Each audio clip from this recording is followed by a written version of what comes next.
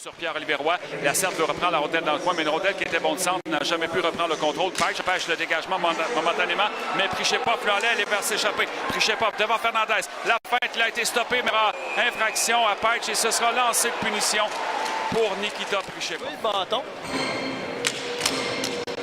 Quand on parle de moments importants, déjà là, dès la 4e minute, en désavantage numérique, Nikita Prichepov prend la rondelle, ça va du côté droit, va revenir vers le centre. Prichepov devant Fernandez, la feinte, stoppé par Fernandez qui préserve l'égalité de 0-0.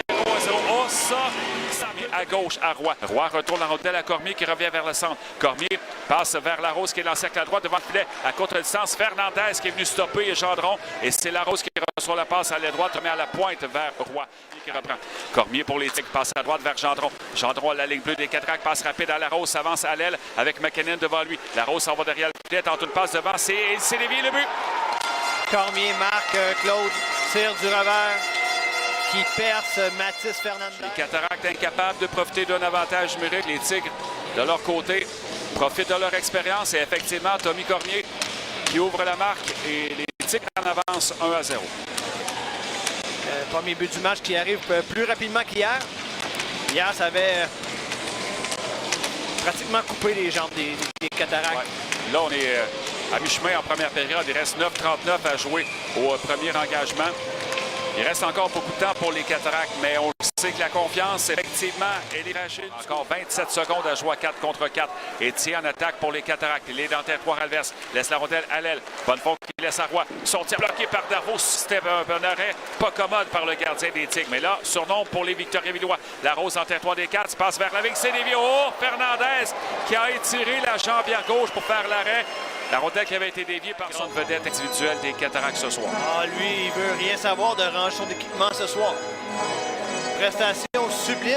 Il était très solide hier aussi, mais c'est une coche de plus ce soir parce que c'est un match en lendemain et contrairement à hier, les Cataractes sont plus avancés. Oui, et là, le dernier arrêt de Fernandez, c'était un beau jeu défensif de Tristan Roy qui est venu intercepter le point. Gendron sort du territoire et le joueur des Tigres qui sortait du cachot, c'est Cormier qui saisit la passe dans le territoire des 4. Passe au centre vers la vigne. Ça revient à Cormier. Le tir et le but.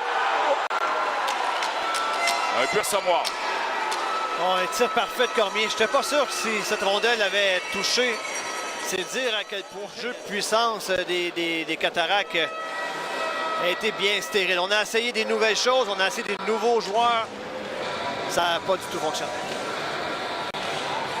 L'écart de 2 buts en faveur des Tigres. Il reste encore 8 minutes 14 à faire dans cette deuxième période, mais le momentum que les Cataractes avaient réussi à arracher un peu aux Tigres avec leurs 2 avantages numériques vient de basculer du côté des Victoriens-Villois. La moindre ouverture, les Tigres en profitent et l'opportunisme des Victoriens-Villois.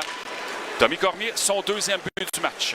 Tournier envoie dans le coin à l'aile gauche et des changements qui étaient appelés. Et là, c'est Bonnefond devant le tir bloqué par Darvaux. Et il vient stopper le capitaine des Cataractes qui a profité d'une chute du défenseur dans le coin. Et l'opportunisme n'est pas au rendez-vous. Et ça reste 2-0 Victoriaville. Meilleure chance de marquer des Cataractes dans le match. Bonnefond était seul avec Darvaux suite à la mésaventure de Vigneault en fond de territoire. Tenter de fuir cette rondelle entre les jambières d'Arvaux. Celui-ci a résisté. À la mise en jeu, côté Dupuis face à Maxime Pellerin. 23-15 les tirs en faveur des Tigres. Rondelle qui est envoyé des Cataractes. Pellerin qui revient au centre. Passe à rondelle à Larose. Ça va devant Fernandez. Son tir qui a été bloqué. La rondelle qui est dans l'enclave. Cormier, un tir du revers bloqué par le gardien Fernandez qui préserve les espoirs de son équipe. Ça reste 2-0 Victoriaville. Et là, qui est par Yasenza. Et Yasenza qui poursuit l'attaque pour les Tigres. Elle est dans le coin à gauche. La passe devant, c'était pour Pellerin. Il a pu faire dévier. Warren s'élance. Un tir et le but. Tir de Warren qui, je pense, a été dévié par Pellerin.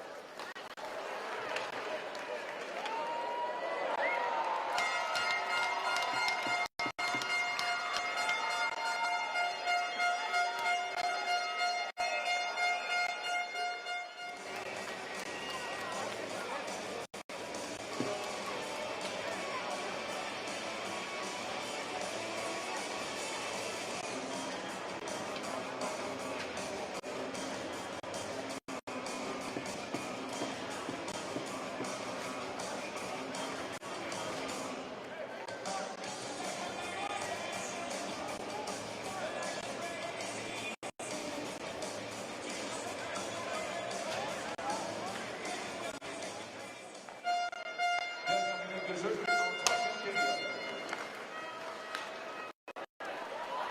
La punition de tir au 39 mètres, la ligne de but pour combattant. Punition survenue.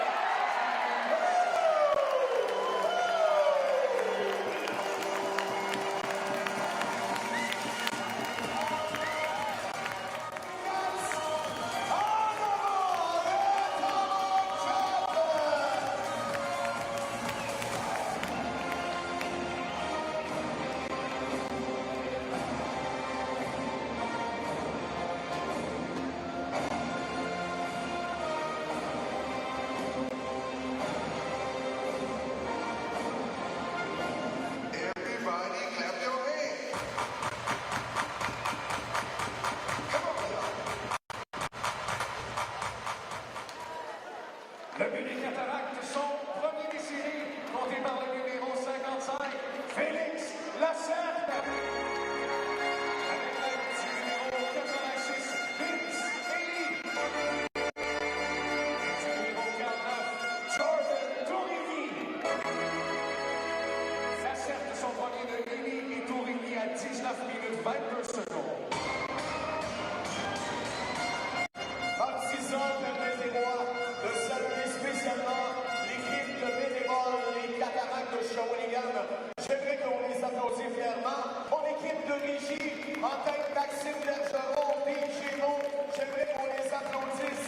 L'équipe au bas aussi, s'il vous plaît. De toute façon-là, Martin Mondeau, c'est ce qu'il fait, Claude, à chacun des cycles.